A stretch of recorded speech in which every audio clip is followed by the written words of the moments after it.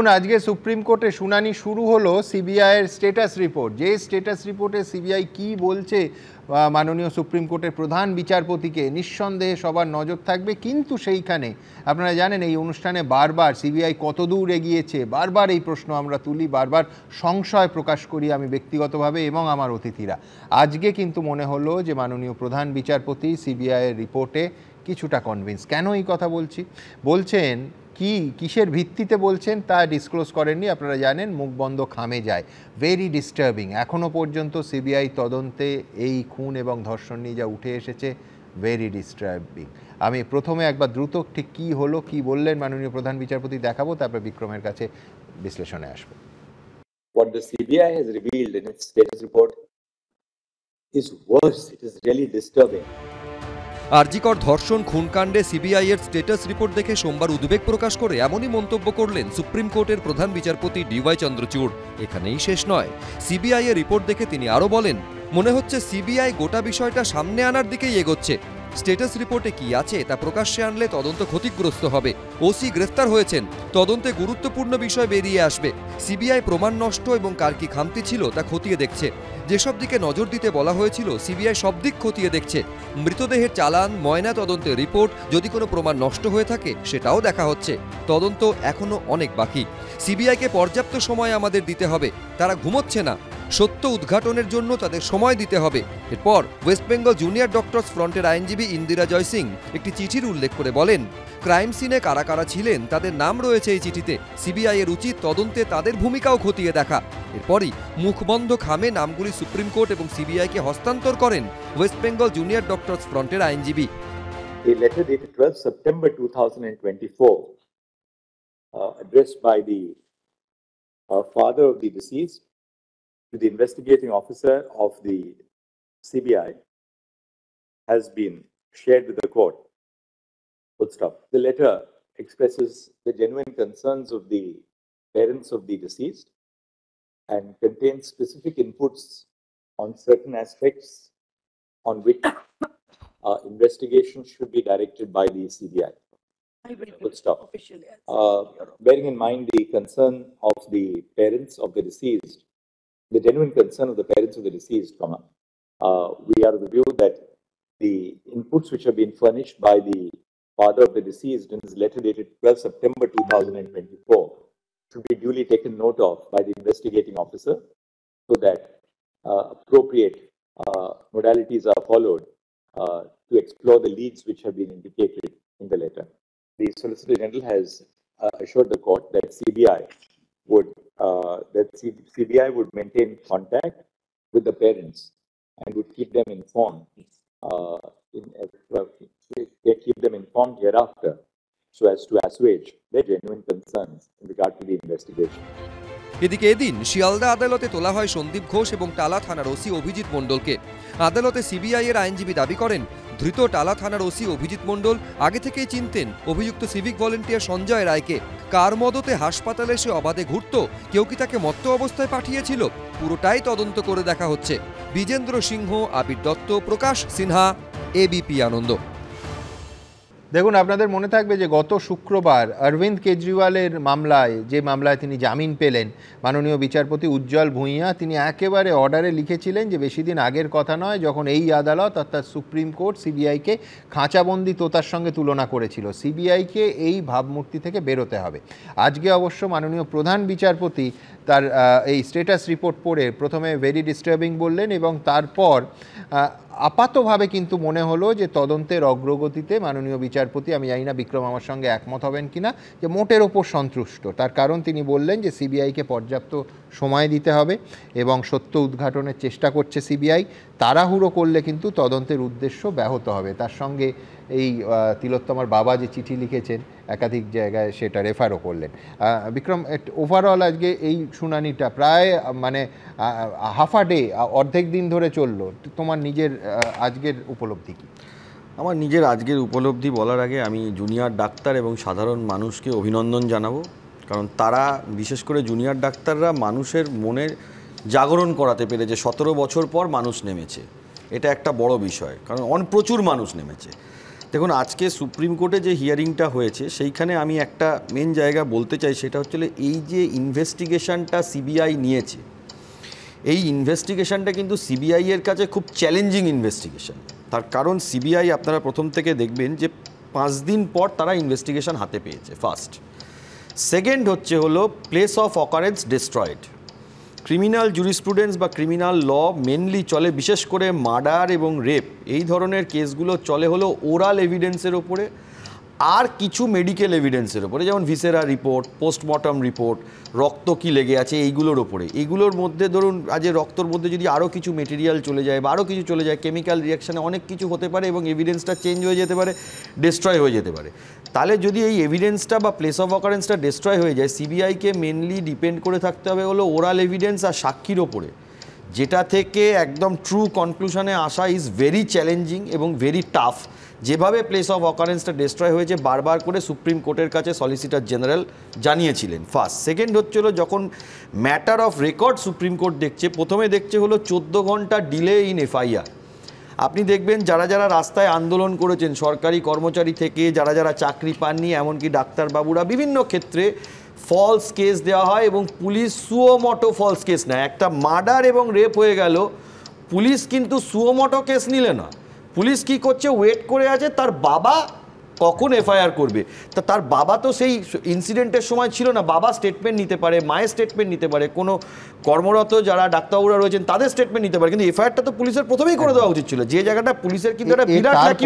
ওই 11:15টায় কিন্তু এফআইআরটা হলো, 11:15টায় এফআইআর আমি বলছি, যেটা বাবার বক্তব্য যে 6:30টায় তারা করার চেষ্টা করেছিলেন, 6:30টায় করার চেষ্টা করেছিলেন। কিন্তু সব থেকে বড় কথা, বাবা তো প্লেস অফ অকারেন্স বা ওই চত্বরে প্রেজেন্ট ছিলেন না, বা বাবা কোনো, তা পুলিশ নিজেই একটা মার্ডার কেসে পুলিশ সুমোটো এফআইআর নিল না, তাও সরকারি হাসপাতালে, এটা পুলিশ নিল। এরপরে দেখুন আরো একটা জিনিস দেখতে হবে, সেটা হলো যে আজকে যদি আপনি হিয়ারিংটা দেখে থাকেন, সলিসিটর জেনারেল বলছেন যে ভিডিও রেকর্ডিংয়ের কলকাতা পুলিশ সিবিআইকে দিয়েছে, কিন্তু তারা পাচ্ছেন 27 মিনিট, পুরোটা পাচ্ছেন না। কারণ তিনি যখন হসপিটালে এসেছিলেন এবং তারপরে যখন গিয়ে ঘটনা ঘটেছিল, কারা কারা তার সাথে ঢুকেছে, এই যে ওরাল এভিডেন্সের থেকে যে যাবে, কিন্তু আজও দাবি করে গেলেন যে তারা 7 ঘন্টায় দিয়েছেন। তারা 7 ঘন্টা দেননি, কারণ সিবিআই এখানে মিথ্যে কথা বলছে না, আমি এটা মনে করি না। কারণ হচ্ছিল যদি ওই এভিডেন্সটা পাওয়া যায় তাহলে সিবিআই এর ইনভেস্টিগেশন করতে অনেক বেশি সুবিধা হবে। কারণ মেন খুন এবং ধর্ষণের যে মেন অপরাধী যারা এভিডেন্স ডিস্ট্রয় করেছে, কলকাতা পুলিশের টালা থানার আইসি গ্রেপ্তার হয়েছেন, আমরা ভবিষ্যতে হয়তো আরও কাউকে গ্রেপ্তার হতে দেখব,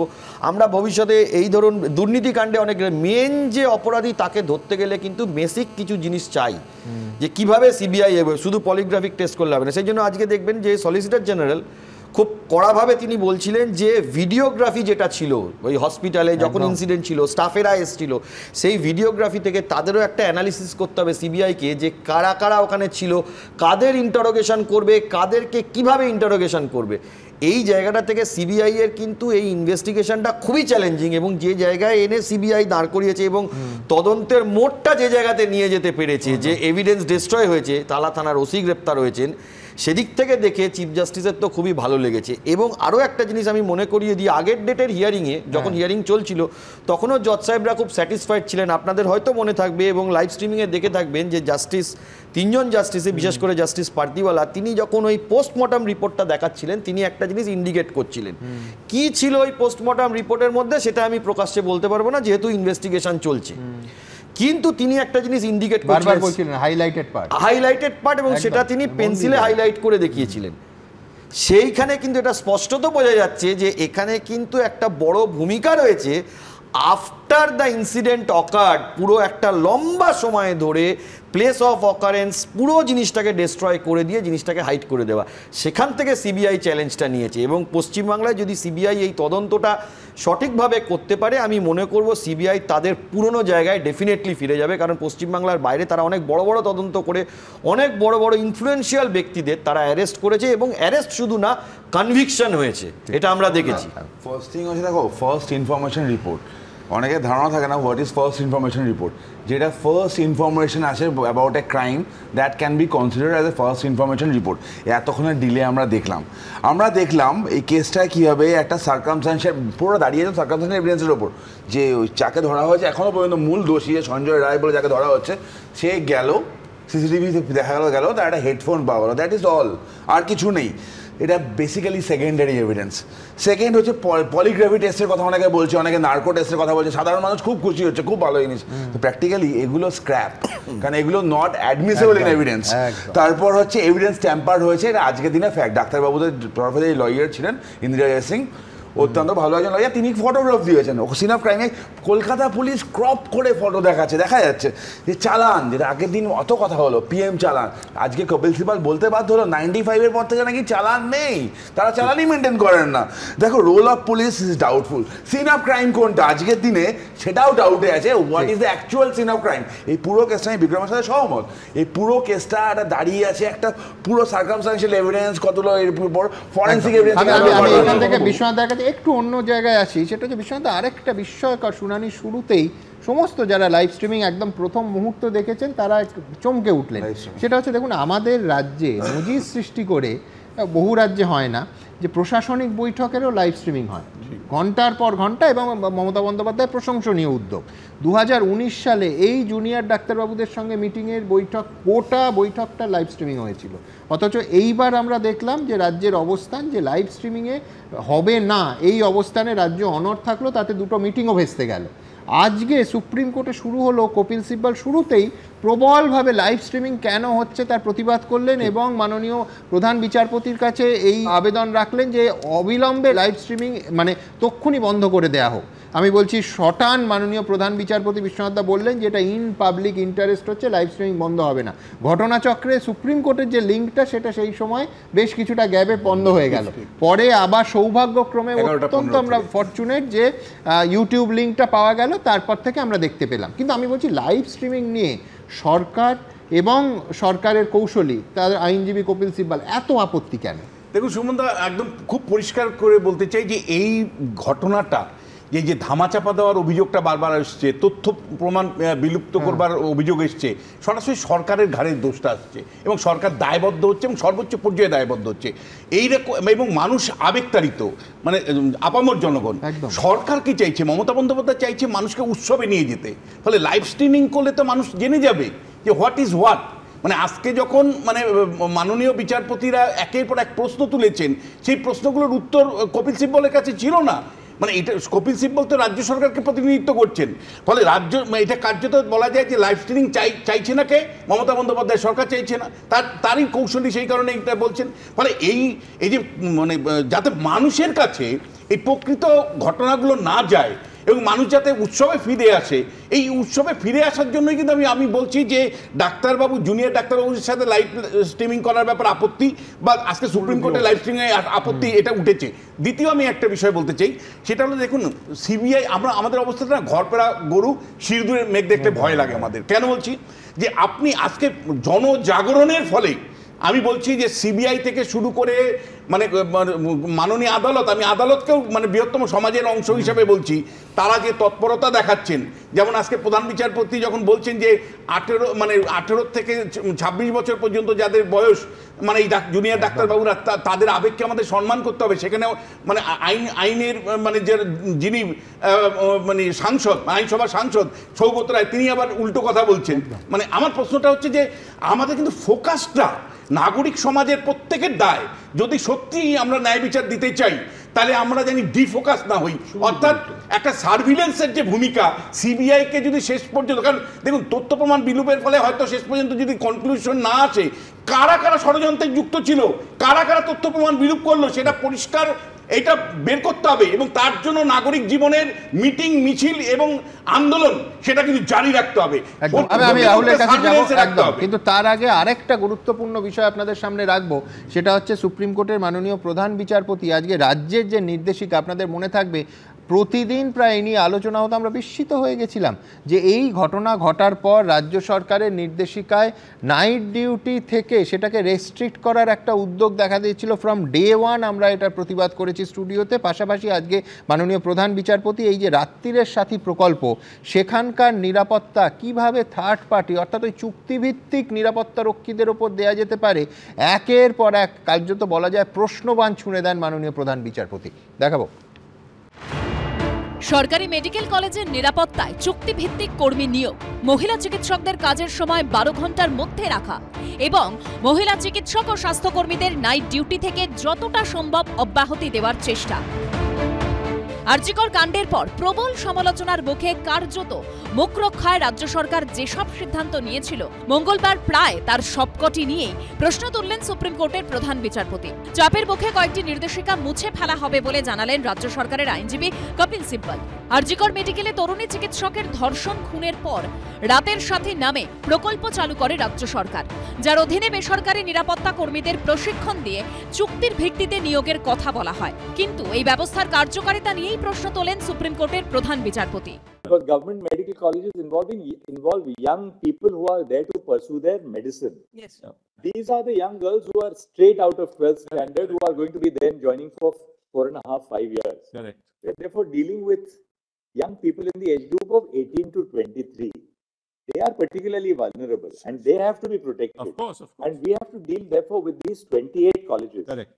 Because they have no great pleasure in abstaining from work. That's right. They are abstaining from work because now, as we see, having these contractual people there, they will be having a new source of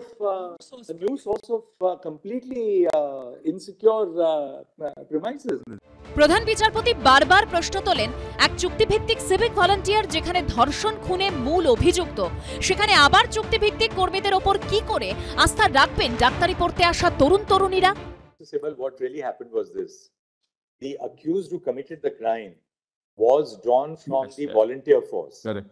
Now, if we are going to have another set of contractual people, these contractual people will be trained for 7 days. And then they will be walking all around in the hospital. Now, what is the protection which these young doctors have, particularly the women doctors, about these contractual staff walking around in the night in the hospital? রাতের সাথী প্রকল্প ঘোষণা করতে গিয়ে রাজ্য সরকার জানিয়েছিল মহিলাদের night duty থেকে যতটা সম্ভব অব্যাহতি দেওয়ার চেষ্টা হবে। যেখানে সম্ভব, যতদূর সম্ভব মহিলাদের নাইট ডিউটি থেকে স্পেয়ার করবার চেষ্টা হবে। জোড়ায় জোড়ায় কাজ করার উপর গুরুত্ব দেওয়া হবে। এদিন শুনানিতে এই বিষয়ে তীব্র আপত্তি জানান প্রধান বিচারপতি। How can you say that women should not work on night Exactly. Precisely. duty? Whatever the shift, Exactly. women doctors are ready to work in exactly the same conditions. Absolutely. In Yes, terms yes, of time. absolutely. You cannot say that women will not work more than a 12-hour shift. If men are working more than a 12-hour shift, They want to they are be. entitled to work exactly at par with their male counterparts. Your duty to provide security. And we can't tell any woman today in our country who's in the workforce that you will not work at night. Including in Pilots work at night, All doctors work centers. at night, all centers. your armed forces, The armed forces women work. আমরা যতটা পড়াশোনা করে এসেছি, আমাদের mail কলিগরাও ততটাই পড়াশোনা করে এসেছে। I don't think there is any point of discrimination or gender bias. If there is any gender bias then that is being created by them only. মানে টাইম ফিক্স করে দেওয়া, এই সময় তুমি বাড়ি থেকে বেরোতে পারবে, এই সময় তুমি সার্জারি করতে পারবে। তাহলে নার্সেসরা কি করে কাজ করবে? আমাদেরকে আপনি বেঁধে দিলেন 12টার আগে, তাহলে লেবার পেন কারোর উঠবে না তো 12টার পরে? As simple as that. একদিকে আন্দোলনের চাপে নতি শিকার, অন্যদিকে প্রকল্প নিয়ে সুপ্রিম কোর্টে একের পর এক প্রশ্ন। সব মিলিয়ে রাজ্য সরকারের অস্বস্তির শেষ নেই। বিজেন্দ্র সিংহ, সৌভিক মজুমদার ও ঝিলম করঞ্জাইয়ের রিপোর্ট, এবিপি আনন্দ। বিচিত্র, সেদিনও বলেছিলাম যে যেখানে এবং যতদূর সম্ভব মহিলাদের নাইট শিফট থেকে অব্যাহতি দেওয়ার চেষ্টা করা হবে, এই বাক্যটা ভদ্র সমাজে চলতে পারে না। আমি বলছি এটা প্রগতির পরিপন্থী, একেবারে স্পষ্ট ভাষায় ফ্রম ডে ওয়ান আমরা এই স্টুডিওতে একের পর এক আলোচনায় বলে এসেছি। দেখুন, নিরাপত্তা দেওয়ার কাজ হচ্ছে প্রশাসন এবং পুলিশের। এই পশ্চিমবঙ্গ সরকার যে বিরাট তালিকা করেছে, আমি সবটার সঙ্গে একমত, দুটো অংশ ছাড়া। একটা হচ্ছে যে নাইট ডিউটি করলে দুজন দুজন করে থাকুন। আমি বলছি ওয়াই? আমার প্রশাসন এবং পুলিশ এবং সরকার আমায় নিরাপত্তা দেবে, আমি নয়তো মধ্যযুগে মেয়েদের পর্দা নসীন করে রাখতে পারি নাকি? ঝুঁকি আছে আমি ক্যান্সেল করে দিচ্ছি, এইটা নীতি হয়ে যাচ্ছে। আমরা পরিষ্কার প্রশ্ন তুলছি যে যেখানে ঝুঁকি আছে সেখানে আমি কি পর্দানসীন করে দেবো? মহিলাদের পর্দানসীন করে দেবো এই জন্য যে তাদের আমি সুরক্ষা দিতে পারছি না? এই প্রশ্ন উঠছে তার কারণ, যেখানে আমরা সমানাধিকারের কথা বলছি, যেখানে রাত দখল করতে মহিলারা নামছে, সেখানে কেন তারা মেনে নেবেন যে তারা একই রকম মানুষ হয়ে, দক্ষ হয়তো বেশি দক্ষ হয়ে নাইট ডিউটি পাবেন না। এই অনেকটা ওই জুতা আবিষ্কারের মতো, আমি চামড়া দিয়ে আমার পাটা না ঢেকে পৃথিবীটাকে চামড়া দিয়ে ঢাকার চেষ্টা করছি। আমি বলছি যে ডাক্তারবাবুরা আরও ভালো বলতে পারবেন যে রাতের ডিউটিতে কতজন মহিলা ডাক্তার আমাদের এই রাজ্যের স্বাস্থ্য পরিকাঠামো টিকিয়ে রাখেন, তারা কেউ নাইট ডিউটি তাদের দেওয়া যাবে না অথবা জোট বেঁধে দিতে হবে। এবং অন্য সেক্টর, আমি বলছি কল সেন্টার, পুরো বিজনেস চলছে অন্তত 50% মহিলার ওপর। রাহুল, আজকে মাননীয় প্রধান বিচারপতি অর্থহীন ভাষায় বলেছেন যে চুক্তিভিত্তিক কর্মীদের, এই চিকিৎসক এবং স্বাস্থ্যকর্মীদের নিরাপত্তা সুনিশ্চিত করার উদ্যোগ নেওয়া যাবে না। তার কারণ হচ্ছে ওই মারাত্মক অপরাধটা এখনও পর্যন্ত কলকাতা পুলিশ বলুন বা সিবিআইয়ের এখনও পর্যন্ত যা গ্রেফতার তাতে যে ঘটিয়েছে সে একজন সিভিক ভলেন্টিয়ার। একেবারে স্পষ্ট ভাষায় বলেছেন। এবং রাতের সাথী প্রকল্প যেখানে থার্ড পার্টি প্রাইভেট সিকিউরিটিকে দেওয়ার কথা, রাহুল তোমার মনে থাকবে যে যখন অ্যাডভোকেট জেনারেল এই রাজ্যে ছিলেন গোপাল মুখোপাধ্যায়, মানে সৌমেন্দ্রনাথ মুখোপাধ্যায়, তিনি একেবারে ব্যক্তিগতভাবে কিন্তু বলেছিলেন যে এই সিভিক ভলেন্টিয়ার প্রথাটা তুলে দেওয়া উচিত। কোথাও একটা সমস্যা, সমস্ত কিছু চুক্তিভিত্তিক দিয়ে হয় না, বিশেষ করে নিরাপত্তার এই জরুরি প্রশ্নটা। আমি তোকে বলি সুমন, সিভিক ভলেন্টিয়ার ডেফিনেটলি বহু মানুষ তার অন্য সংস্থান করে থাকে এই প্রফেশনে যারা আছেন, এবং এটা ঠিক যে এই ঘটনাটা সিভিক স্টুডেন্ট ঘটিয়েছে, অন্য সংস্থায় তাদের অন্য কাজ দেওয়া হোক। না আমি বলি আইন শৃঙ্খলা তারা আইনও তো সামলাতে পারে না। যারা সবাই ডিউটি করতে সবাই খারাপ তা তো না। না না না, কেউ বলছে না, মাননীয় বিচারপতিও বলেন। আমি শেষ আমি তোমায় বলি, আমার একটা অন্য প্রশ্ন, দেখো এত যে প্রশ্ন উঠছে বারবার না, পুলিশের কথা উঠছে বারবার, পুলিশের প্রশ্ন উঠছে। আজকে মাননীয় সুপ্রিম কোর্টের প্রধান বিচারপতি বললেন যে সিবিআইকে যথেষ্ট সময় দেওয়া হোক, সময় তো নাহলে উনি বার করবে কি করে। আজকে কলকাতা পুলিশের দাঁড়িয়েও এই যে একটু আগে তোমার লাইভ স্কিমিং নিয়ে কথা বলছিলে না, যে কেন দেওয়া হয়নি, কেন কিসের সমস্যা, আপত্তি করেছেন। দেখো যদি এমন কিছু তথ্য ফাঁস হওয়ার ভয় থাকে যার জন্য লাইভ স্কিমিং করতে দেওয়া যাবে না, তো সেই জুনিয়র ডাক্তারও তো সেটা জানেন, তার বাইরে এসেও তো বলতে পারেন। তার মানে পয়েন্টটা সেটা নয়, তারপরে পয়েন্টটা স্বচ্ছতার, তার মানে কোন টেকনিক্যাল পয়েন্ট হতে পারে, টেকনিক্যাল পয়েন্ট কি একদম স্বচ্ছতার প্রশ্ন, আর অন্য কোনো প্রশ্নই এখানে ওঠে না। মানে ওখানে উভয় পক্ষ সই করতেন না, যেখানে 42 জন সই করেছেন সেখানে তোমার যুক্তিটাই ঘুরিয়ে দিই। যদি সই, তুমি বলছো যে স্বচ্ছতা এত স্বচ্ছ যে সবাই সই করে, তাহলে এইটা লাইভ স্ট্রিমিং এর কি নবান্নেতে দেয়া হলো না পারমিশন? ওরা নবান্নের দুয়ারে থেকে ঘুরে চলে এলো। আমি বলি তোমাকে দুটো জিনিস দেখো, ফলো করে দেখো শুনুন, আমি তোমাকে জাস্ট মনে করিয়ে দিই। আজকে সিবিআই যে এত কথা বলছেন করছেন, আমি যাচ্ছি না সাকসেস কত কি করেছেন ছেড়ে দাও, তুমি আজকে তোতা পাখির কথা ছেড়ে দাও। আজকে সিবিআই যে বলছেন না, এই মানে তথ্য দিলেন যে ডেপুটি সুপার যিনি ফোন করেছিলেন, আমরা আগেও এরবার বলেছি, যার কথা বলছে মিসগাইড করা হয়েছিল, ডেপুটি সুপার নাম করে করেছিল, তাকে আমরা দেখতে পাচ্ছি না। কি দেখতে চাও? মানে সে কোথায় আছেন তার কোনো এটা প্রুফ করা, তুমি নিশ্চিত যে সিবিআই এই বিষয়ে তদন্ত করে, সেটা বলো। আচ্ছা, দ্বিতীয় কথা যে আজকে যদি সিবিআই এর এতটা সময় লাগতে পারে, তাহলে এটা কি ভাবা একদম ভুল যে কলকাতা পুলিশ যখন তদন্ত আরম্ভ করেছিল তারও কিছুটা সময় প্রয়োজন ছিল? একদম তুমি যদি কলকাতা পুলিশের হাত থেকে সিবিআই এর হাতে তদন্ত গেল কি করে রাহুল, তোমায় একটু ফ্ল্যাশব্যাকে নিয়ে যাই। সেটা হচ্ছে, আমি তো অন্তত আমার সাংবাদিকতা ক্যারিয়ারে দেখিনি যে প্রথম দিনই মাননীয় বিচারপতি, কলকাতা হাইকোর্টের মাননীয় প্রধান বিচারপতি, তিনি সিবিআইকে দিয়ে দিলেন। কিসের ভিত্তিতে দিয়ে দিলেন? মা বাবা, হ্যাঁ না না না শোনো, মা বাবার আবেদনের ভিত্তিতে যে তাদের 3 ঘন্টা বসিয়ে রাখা হয়েছে এবং কমপ্লিটলি পুলিশের বিরুদ্ধে তাদের স্পষ্ট অভিযোগের ভিত্তিতে, নজিরবিহীন। এটা যেমন তোমার কথা শুনলাম আমি, এটাও তেমন যে একজন যে তাকে অ্যারেস্ট করা আজ অবধি হয়েছে সেটা কলকাতা পুলিশ করেছে। এবং আজকে সন্দীপ ঘোষের বিরুদ্ধে যে মামলা তখন দুর্নীতি রিভিউ করা হয়েছিল, একজন, না না আমি যোগ না করে পাচ্ছি না, যে একজন যে গ্রেফতার করা হয়েছে তিনি কলকাতা পুলিশেরই একটি থানার ওসি, সেটাও পাশাপাশি বলো। কথা বলছি আমি, তুমি তো খুন আর ধর্ষণের ঘটনায় বলছো, আমি বলছি সেই কলকাতা পুলিশের ওপর যদি সিবিআই ঠিক পথে চলে এবং যা দেখা যাচ্ছে যে মাননীয় প্রধান বিচারপতি আস্থা রাখছেন, আমি বলছি যে তাহলে ভরসা রাখবেন কি করে? মানে কলকাতা হাইকোর্টের সিদ্ধান্তটা শিলমোহর লাগলো। খুব দ্রুত যাবো। ফার্স্ট থিং হচ্ছে বেসিক জিনিস, আমরা চিল্লে আসি জেন্ডার জাস্টিস নিয়ে, আমরা চিল্লে আসি জেন্ডার ইকুয়ালিটি নিয়ে, সেখান থেকে আমার রাজ্য যে মিনি বাস ওড়ার মতো কেমন পিছনের দিকে আমরা এগিয়ে যাচ্ছি। আজকে দাঁড়িয়ে এরকম রাত্রির সাথী যেটা করা হলো, সেটা নাটক হলো না?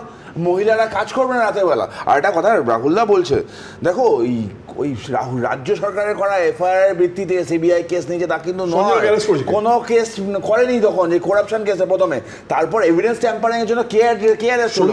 কলকাতা পুলিশ, কে করেছে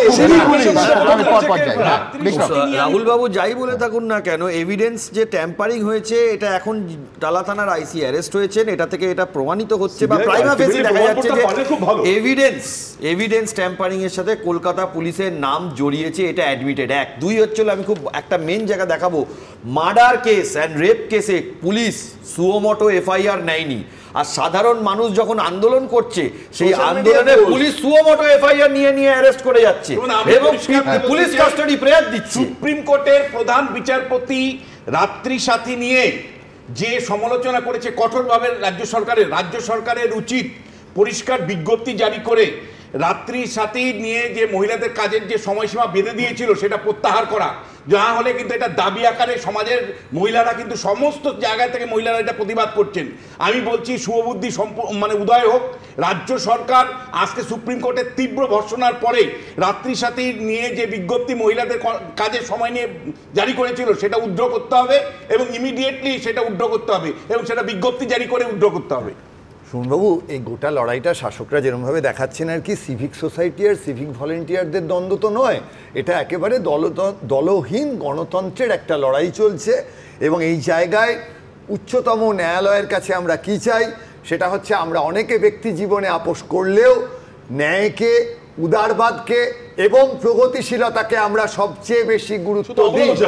সবাই চায় না, সেটা চান বলে হয়তো ওনাদের জীবিতে এখন ঢুকিয়ে রেখেছেন, ওনাদের আগে আমরা খবর পেয়ে যাবো আপনাদের কাছ থেকে। যাই হোক, ওনাদের আর আমাদের নজর থাকবে আপনাদের জীবির সিদ্ধান্তের উপর। আমরা লক্ষ্য রাখবো যে আপনারা কি করছেন, যে আন্দোলন আপনারা দেখাচ্ছেন, যে পথ আপনারা দেখাচ্ছেন, সেই পথ যেন সাধারণ মানুষের পথ হয়। আজকের আলোচনায় প্রেজেন্ট থাকা একমাত্র মহিলা প্রতিনিধি হিসেবে নির্দেশিকায় যে মহিলাদের রাত্রেবেলা কাজ করতে দেয়া হবে না, এটা নিয়ে আমারও কিছু বক্তব্য আছে। প্রথমত, এই যে নির্দেশিকাটি, এটা ব্যক্তিগতভাবে একটি ডাক্তার হিসেবে এবং একজন মহিলা হিসেবে আমার কাছে অত্যন্ত অপমানজনক, অত্যন্ত অপমানজনক। কোনো নৈতিকভাবে সবকিছু বাদ দিলেও এটা আমার ব্যক্তিগতভাবে এবং ওখানে প্রেজেন্ট থাকা প্রত্যেকটি মানুষের কাছে, যে সমস্ত মহিলারা রাত দখল করেছেন, প্রত্যেকের কাছে অত্যন্তভাবে অপমানজনক। দ্বিতীয়ত, দুজন মহিলা ডাক্তারকে একসঙ্গে কাজ করার সুযোগ দিলেই তাদের সুরক্ষা এনশিওর করা যায় না। তৃতীয়ত, ওই নির্দেশিকাটি প্রমাণ করে যে রাজ্য সরকার বা প্রশাসন আমাদেরকে সুরক্ষা দিতে ব্যর্থ। অতএব তারা এমন একটা মধ্যযুগীয় পিছিয়ে পড়া মানসিকতা এবং কার্যত একটি ফতোয়া জারি করে আমাদেরকে বলছেন যে তোমরা ঘরে ফিরে যাও, আমরা না তোমাদেরকে সুরক্ষা দিতে পারছি না। চতুর্থত, আমার প্রশ্ন আছে, ঠিক আছে মহিলা ডাক্তাররা নাও ঘরে ফিরে গেলেন, যারা ওখানে মহিলা সুরক্ষা কর্মী আছেন, যারা ওখানে মহিলা নার্স আছেন, যারা ওখানে মহিলা রোগী আছেন, যারা ওখানে রোগী মহিলা পুরুষ বাদ দিয়ে যারা ওখানে রোগী আছেন, যে সমস্ত মহিলারা রাতেবেলা কাজ করতে বাধ্য হন। কয়েকদিন আগে সেই সময় একটা ঘটনা উঠে এসেছিল যে মহিলা যারা নাট্যকর্মী তারাও একই জিনিস বলেছিলেন যে আমাদের সুরক্ষা তাহলে কোথায়। তাহলে কার্যত প্রশাসন স্বীকার করে নিচ্ছেন যে আমরা সুরক্ষা দিতে পারছি না, বাবা তোমরা ঘরে ফেরো। এরকম নয়, ব্যাপারটা এরকম নয়। আমার ব্যক্তিগতভাবে সেই নির্দেশিকা আমার কাছে কিছু সময়টা কমিয়ে দিতে, মানে তার দাঁড়ায় না। আমি যখন ইন্টার্নশিপ করেছি, আমি যখন হাউস স্টাফ শিফট করেছি, আমি কাজ করেছি। আজকে আমার সিনিয়ররা, আমার জুনিয়ররা, আমার কলিগরা রাতের পর রাত জেগে কাজ করে। তখন করতেন কি করে? এতদিন তো হয়নি, এটা বিক্ষিপ্ত ঘটনা ঘটেছে। কোনো বিক্ষিপ্ত ঘটনা নয়, এতদিন ধরে স্বাস্থ্য ক্ষেত্রে যে চক্র, যে দুর্নীতি চলেছে, তার আজকে ফাইনাল কালমিনেশন ঘটনা। দীর্ঘদিন ধরে কোন রকম কোনো কন্ট্রাকচুয়াল ছাড়া কোনো রিক্রুটমেন্ট নেই। টিকাকর্মীদের রিক্রুটমেন্ট হচ্ছে কন্ট্রাকচুয়াল স্তরে, কোনো ডাক্তারদের রিক্রুটমেন্ট নেই। কার্যত বড় বড় বিল্ডিং হচ্ছে মেডিকেলতে, অথচ তাতে কোনো ডাক্তার নেই। কেন রোগীদেরকে, প্রত্যেকটি রোগীকে সামান্য চিকিৎসার জন্য কলকাতামুখী হতে হবে আমাকে বলতে পারেন? কেন একটা সামান্য চিকিৎসার জন্য প্রত্যেকটি জায়গায় ডিস্ট্রিক্ট স্তরে মেডিকেল কলেজ খুলে দেওয়া হয়েছে, হাসপাতাল খুলে দেওয়া হয়েছে, প্রাইমারি লেভেলে পুরোটা খতিয়ে দেখবেন। রাজ্যে মেডিকেল কলেজ আছে 24টি।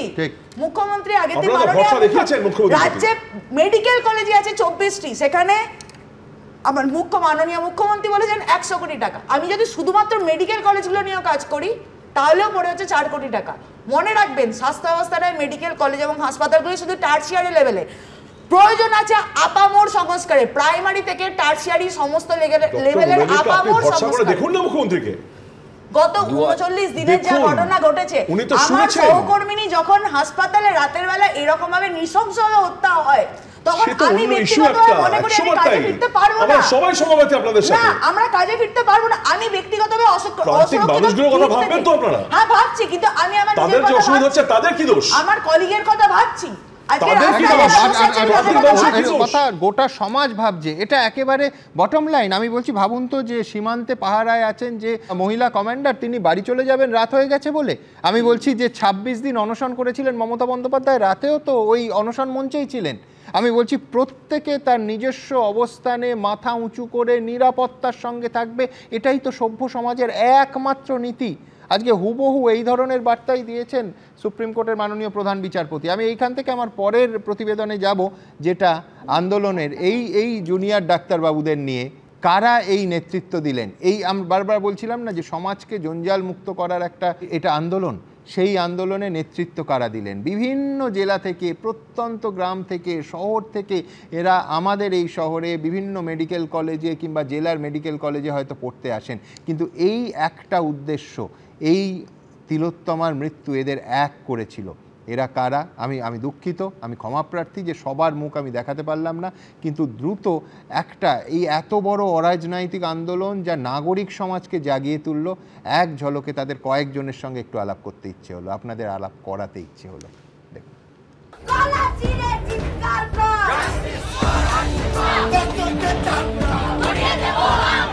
লালবাজার অভিযানে জুনিয়র চিকিৎসকদের শিরদাঁড়ার জোর খুলে দিয়েছিল পুলিশের লৌহ কপাট।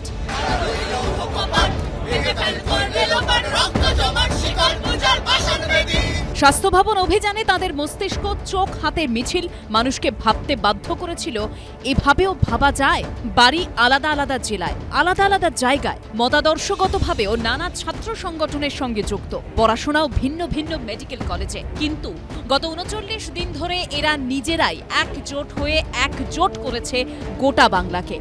এদের পরিচয় এখন একটাই, এরা আন্দোলনকারী জুনিয়র ডাক্তার, যারা শক্তিমান সরকারকেও ঝুঁকতে বাধ্য করেছে। হুগলির বলাগড়ের খামারগাছি গ্রামের বাসিন্দা দেবাশিস হালদার শুরু থেকেই আন্দোলনের প্রথম সারিতে। কলকাতা মেডিকেল কলেজের অ্যানাস্থেশিয়া বিভাগের সিনিয়র রেসিডেন্ট দেবাশিস মাধ্যমিকে অষ্টম, উচ্চ মাধ্যমিকে একাদশ স্থান অধিকার করেছিলেন। ডেমোক্রেটিক স্টুডেন্ট অ্যাসোসিয়েশনের সঙ্গে যুক্ত দেবাশিস হালদারের দাবি, এই আন্দোলনের মতাদর্শের কোনো জায়গা নেই। আজকে যে ডব্লিউবিজিডিএফ তৈরি হয়েছে, এখানে সবাই রয়েছে এবং প্রত্যেকের নানা ব্যাকগ্রাউন্ড রয়েছে। এখানে এমন অনেক লোক রয়েছে যারা মানে আগে স্টুডেন্ট ইউনিয়ন ছিল, কেউ তৃণমূল করতো, কেউ সিপিএম করতো, কেউ ডিএসএ করতো, কেউ অন্য বাম সংগঠন করতো এবং কেউ কিছু করতো না। আমাদের কাছে দেখো ন্যায় বিচারের দাবিটাই মূল মনে হয়েছে। একই মত বর্ধমান মেডিকেল কলেজের সার্জারি বিভাগের চিকিৎসক পড়ুয়া গৌরাঙ্গ প্রামাণিকের। বাবা বিড়ি কারখানা শ্রমিক, পরিবারের প্রথম স্নাতক গৌরাঙ্গ প্রামাণিক। আমরা একটা পিছিয়ে পড়া প্রত্যন্ত গ্রাম, তাই গ্রামের মানুষের যে সংবেদনশীলতা, স্বাস্থ্যের যে আকুতি, সেই জায়গা থেকেই আমাদের বেড়ে ওঠা এবং ডাক্তারিতে পড়তে আসার মতো শপথ। আমি প্রথম গ্র্যাজুয়েট, আমার আগে আমাদের বংশের কেউ গ্র্যাজুয়েট হয়নি, তাই আমি আমার বাবা মার কাছে অত্যন্ত কৃতজ্ঞ। একেবারে প্রথম সারিতে থাকা লহরী সরকারের আন্দোলনের সঙ্গে পরিচয়ই এই প্রথম। জীবনে রাজনীতি করেননি। আরজিকর মেডিকেলের সার্জারি বিভাগের চিকিৎসক পড়ুয়া লহরী বলছেন, প্রথম দিকে আন্দোলনে নামায় সায় ছিল না পরিবারেরও। সবসময় আমার মা খুব চিন্তায় থাকে, তো সারাক্ষণ মানে রাতে ফোন করে, এই নিয়ে বাড়িতে টুকটাক ঝামেলাও হয়েছে। তো এবার এই ঘটনাটা ঘটার পর মানে ফোন করার ফ্রিকোয়েন্সি আরও বেশি বেড়ে যায়। মানে হয়তো আমার মা 2 ঘন্টা অন্তর অন্তর ফোন করে খবর নিচ্ছে, কেন টিভির সামনে আসছি বারবার করে। ঝাড়গ্রামের শিলদায় বাড়ি অনিকেত মাহাতোর, আন্দোলনে একেবারে প্রথম সারিতে। জয়েন্টে প্রস্তুতির জন্য কোচিং নিতে 2011-য় কলকাতায় আসা। যে বন্ধুর বাড়িতে থেকে পড়াশোনা করতেন তিনি জয়েন্ট এন্ট্রান্সে র্যাঙ্ক করেছিলেন 9, আর অনিকেতের র্যাঙ্ক হয়েছিল 557। যে ন্যায় বিচারের দাবিতে যে লড়াই, সেই লড়াই কাউকে না কাউকে সামনে আসতেই হয়। সেই হিসেবে ঘটনাক্রমে আমি চলে এসেছি, তাই হয়তো আমাকে মুখ বলে মনে হচ্ছে।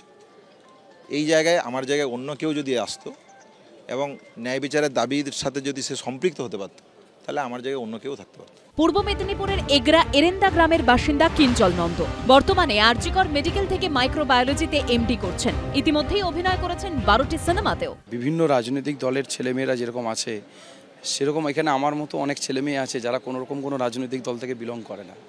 আসলে আমার মনে হয় যে এই জায়গাটা এমন একটা ইস্যু, এমন একটা সেন্সিটিভ জায়গায়, এখানে না কোনো রং বিচার্য নয়। রাজনীতির সঙ্গে যোগ নেই, তবে অন্যায় দেখলেই প্রতিবাদ করাটা রক্তে আছে, বলছেন আসফাকুল্লাহ নাইয়া। বাবা এক্সপায়ার করে গেছেন কয়েক বছর আগে, 2 বছর হলো। মা বাড়িতে আছেন এবং হাউসওয়াইফ। আমাদের এই আন্দোলন যেমন বিচার ব্যবস্থা এবং বিচার চাওয়ার আন্দোলন, তেমন অন্যায় যেখানে যেখানে হচ্ছে সমস্ত জায়গার বিরুদ্ধে কিন্তু আমাদের এই আন্দোলন। তবে এরা প্রত্যেকেই বলছেন মুখ আসল নয়, আসল হচ্ছে টিম, ব্যক্তি বড় নয়, জয় টিমের।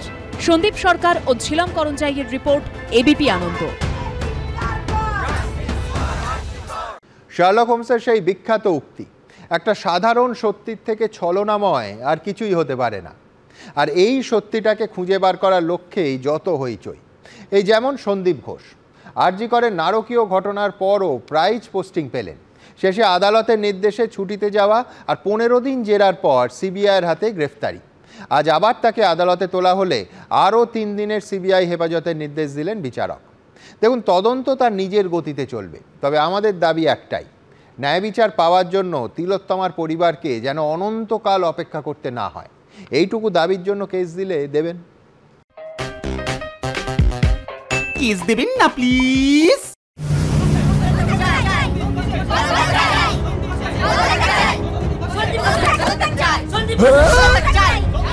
We want justice. We want justice. We want justice. We want justice. We want justice. We want justice. We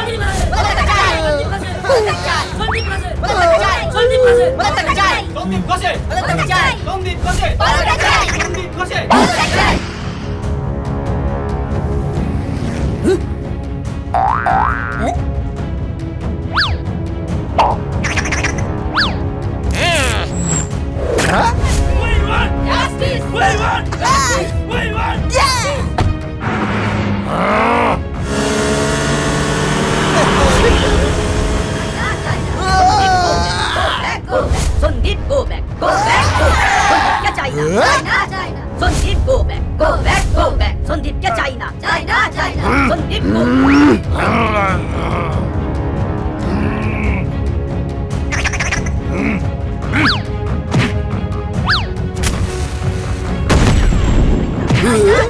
Sundip, go back, go back, go back. Sundip, go back, go back, go back. Sundip, China, China, China. Sundip, go back, go back. Sundip, China, China, China. Sundip, go back.